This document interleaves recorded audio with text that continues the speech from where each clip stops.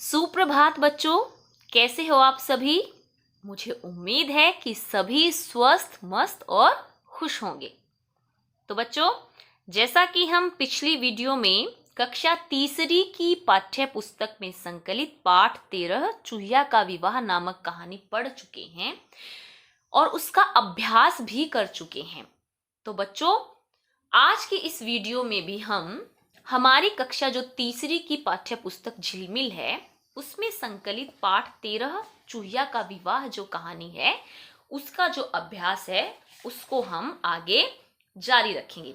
मैं थोड़ा सा संक्षेप में आपको बता दूं कि हम जो है ये कहानी पढ़ चुके हैं कि कैसे चूहिया का विवाह जो है ऋषि ने उसके जो मनपसंद जो उसने जीवन साथी चुना उससे करवाया। उसके बाद हमने कठिन शब्द किए, प्रश्न उत्तर किए, आपकी बात और मिलान करो तक हम यहाँ तक जो है वो पढ़ चुके हैं, समझ चुके हैं। तो बच्चों, अब इस वीडियो में हम आगे का जो भाग है वो जारी रखेंगे। अब हम यहाँ देखेंगे, यहाँ देखिए, यहाँ कुछ कथन दिए गए हैं और इनमें से जो सही कथन है आपको ऐसे सही का निशान लगाना है और जो गलत है ऐसे गलत का निशान लगाना है। क्योंकि कहानी हम पढ़ चुके हैं तो हम जानते हैं कि इसमें कौन सी बात गलत है और कौन सी बात सही है। तो चलिए शुरू करते हैं। पहला कथन देखिए, ऋषि बहुत गुस्से वाला था। अरे नहीं, बिल्कुल भी नहीं। ऋषि का गुस्सा तो हमने पूरी कहानी में कहीं देखा ही नहीं। वो तो बहुत ज्यादा नरम दिल था, बहुत ही ज्यादा कोमल दिल वाला था। तो ये बात तो गलत हुई, तो यहां हमने गलत का निशान लगा दिया। फिर क्या कहा, अगला कथन, ऋषि अपनी बेटी से बहुत प्यार करता था। भाई ये बात तो बिल्कुल सच है। ऋषि अपनी बेटी से बहुत प्यार करता था, बहुत प्यार करता था, इसीलिए तो इतने सारे लोगों को उसने ठुकरा कर अपनी बेटी की पसंद से ही उसकी शादी कराई। आगे देखो, ऋषि बहुत घमंडी था। नहीं, हमने कहीं भी कहानी में नहीं पढ़ा कि उसमें कहीं भी कोई घमंड था। तो यह बात तो गलत हुई, तो यहाँ पर आप गलत का निशान लगाइए। अगला कथन, ऋषि अपनी बेटी की बात नहीं सुनता था। यह बात भी बिल्कुल गलत है, क्योंकि पूरी कहानी के दौरान हमने देखा कि ऋषि ने अपनी बेटी की हर एक बात मानी और उसी की बात मानकर इतने सारे रिश्ते उसने ठुकरा दिए और आखिर में अपनी बेटी की पसंद के इंसान से ही या चूहे से ही उसकी शादी कराई। अगला कथन, तो ये गलत बात हुई, तो यहाँ पर हमने गलत लगा दिया। ऋषि को समझ नहीं थी। नहीं, हम ऐसा नहीं कह सकते कि ऋषि को समझ नहीं थी।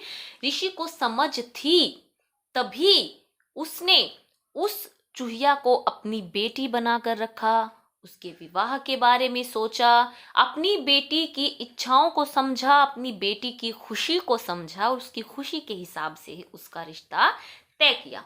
तो ये बात गलत है, तो हम यहाँ गलत का निशान लगाएंगे। अब अगले भाग में देखिए क्या करना है, भाषा की बात की तरफ हम बढ़ेंगे।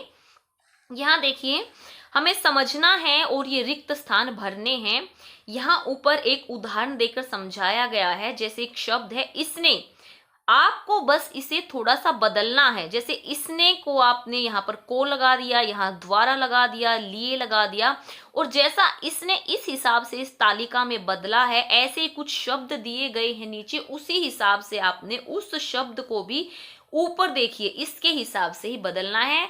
उदाहरण के लिए मैंने आपको दो ये भर के दिए हैं। जैसे उस, यहाँ इसने का इसको बनाया तो उसका उसको, फिर इसके द्वारा के हिसाब से उसके द्वारा, इसके हिसाब से उसके लिए, इससे उससे, इसने इसका, उस उसका, इस पर उस पर, बिल्कुल जैसे ऊपर तालिका में दिया गया है उसी के हिसाब से आपने शब्द को ढाल देना है, बदल देना है। जिसको, जिसके द्वारा, जिसके लिए, जिससे, जिसका, जिस पर। इसी प्रकार से बच्चों अगला पेज नंबर 76 पर भी ऐसे ही देखिए, यहाँ पर दो और शब्द दिए गए हैं और उनको पीछे बिल्कुल जैसे मैंने भरा है आपको ऐसे ही भरना है। बहुत ही आसान है, मुझे ये आप स्वयं करके दिखाएंगे। अगले भाग ख की तरफ बढ़ते हैं। ख भाग में देखिए क्या कहा गया है कि कुछ शब्द दिए गए हैं और क्या बता रहे हैं कि सूर्य को सूरज, रवि आदि नामों से भी पुकारा जाता है। दिए गए शब्दों के समान अर्थ वाले शब्द लिखें। तो बच्चों यहाँ आपको पर्यायवाची या समानार्थी शब्द बनाने हैं जो ये शब्द दिए गए हैं। तो बादल, बादल का बताइए। मेघ, जलद। वायु, वायु को आप और क्या कहते हैं? पवन, हवा। पहाड़, पहाड़ को क्या कहते हैं? गिरी, पर्वत। बहुत ही आसान था। अब अगले भाग में बेटी का पुल्लिंग बेटा होता है। ऐसे ही दिए गए शब्दों के पुल्लिंग लिखें। तो बच्चों यहाँ ये 4 शब्द दिए गए हैं और आपको यहाँ इनका लिंग बदलना है। सारे शब्द स्त्रीलिंग हैं, आपको स्त्रीलिंग से पुल्लिंग बनाना है। दुल्हन, दुल्हन का पुल्लिंग होगा दूल्हा। चूहिया, चूहा। लड़की, लड़का। माता, पिता। आसान था, आप ये पहले भी पढ़ चुके हैं। अगले भाग की तरफ बढ़ते हैं बच्चों। क्या लिखा है देखिए, पढ़ते हैं। अपने घर के बड़े बुजुर्गों से विवाह के अवसर पर गाए जाने वाला हरियाणा के एक लोकगीत का पता करें। बच्चों लोकगीत क्या होते हैं? जैसे भी आपके घर में त्योहार होते हैं, शादी होती है, कोई समारोह होता है, तो हरियाणा में अक्सर कुछ गीत गाए जाते हैं जिनको गाकर आपके परिवार वाले स्त्रियां जो हैं अपने खुशी को जाहिर करती हैं, प्रकट करती हैं। ठीक है, तो यहाँ एक उदाहरण दे दिया उन्होंने एक लोकगीत का कि ताता पानी है समंदरा का। तो बच्चों ये तो एक उदाहरण दिया इन्होंने और आपसे पूछा है कि आप किसी और लोकगीत का पता कीजिए अपनी दादी से, माँ से, नानी से, और यहाँ पर आपको उस लोकगीत की जो है पंक्ति लिखनी है। तो बच्चों ये काम आप स्वयं करेंगे, आप उनसे पूछेंगे कोई भी लोकगीत और यहाँ पर जो है वो भरेंगे। अगले भाग में देखिए, विवाह के अवसर पर घर में बहुत से पकवान बनाए जाते हैं। ऐसे ही कुछ पकवानों की सूची बनाइए। ये तो बहुत आसान, आपके दिमाग में आ भी गया होगा कि जब आप किसी शादी में जाते हैं तो आप क्या क्या खाते हैं वहां पर। जैसे मैंने कुछ उदाहरण दिए हैं, लड्डू, जलेबी, रसगुल्ला, बर्फी, और भी बहुत सारे हो सकते हैं, गुलाब जामुन, हलवा, और तरह तरह के पकवान जो है आप यहाँ लिख सकते हैं। यहाँ जो है जगह कम थी तो आप अपनी कॉपी में नोटबुक में आगे लिख सकते हैं कि भाई गुलाब जामुन भी होती है, और जितने भी आप पकवान वहाँ पर खाते हो सबके नाम आप जो है वहाँ पर लिख सकते हो।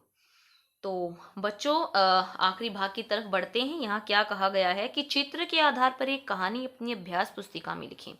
देखिए बच्चों, ये एक चित्र है और इस चित्र में एक परिस्थिति को पैदा किया गया है। चित्र के माध्यम से हमें क्या देखने को मिलता है कि एक बोतल है और उसमें जो है चूहे बारी बारी से बाहर निकल रहे हैं। तो इस परिस्थिति को देखकर लगता है कि ये चूहे जो है, कुछ चूहे इस बोतल के अंदर फंस गए होंगे और कैसे ये अपनी बुद्धिमानी से बारी बारी बाहर निकल रहे हैं।